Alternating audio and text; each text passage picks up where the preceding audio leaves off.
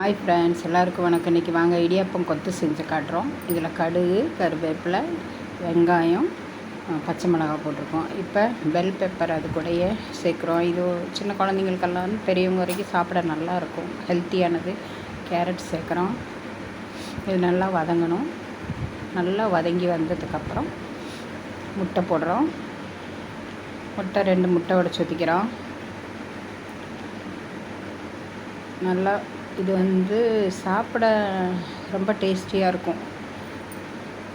அதனால் குயிக்காகவும் நம்ம செஞ்சிடலாம். இப்போ நல்லா கிண்டி விட்டு கொஞ்சம் உப்பு போடுறோம். அது கூடவே நம்ம உதுத்து வச்சுருந்த பச்சைப்பயிறு பச்சரிசி செஞ்ச இடியாப்பத்தை உதுத்து விட்டு போட்டுக்கிறோம். போட்டு கிளறணுன்னா நம்ம டிஃபன் ஓகே, ரெடி ஆயிடுச்சு. இது வயிற்றுக்கு ஹெவி இல்லாமல் லைட்டான டிஃபனாக இருக்கும். காலையிலேயே சண்டே இன்றைக்கி இதான் ஸ்பெஷல். காலையில் டிஃபனுக்கு வாங்க எல்லோரும் சாப்பிட்லாம். வாங்க, நான் இப்போ சாப்பிட போகிறேன். கொத்து இடியாப்பமும் கூடவே குடிக்கிறதுக்கு மாதுளை ஜூஸ் ரெடி பண்ணி வச்சுருக்கேன். எல்லோரும் வாங்க சாப்பிட்லாம். சாப்பிடுங்க, சந்தோஷம் வருங்க. என்ன வேணாலும் செய்யுங்க, ஆனால் எங்கள் சேனலை சப்ஸ்கிரைப் பண்ணுங்கள்.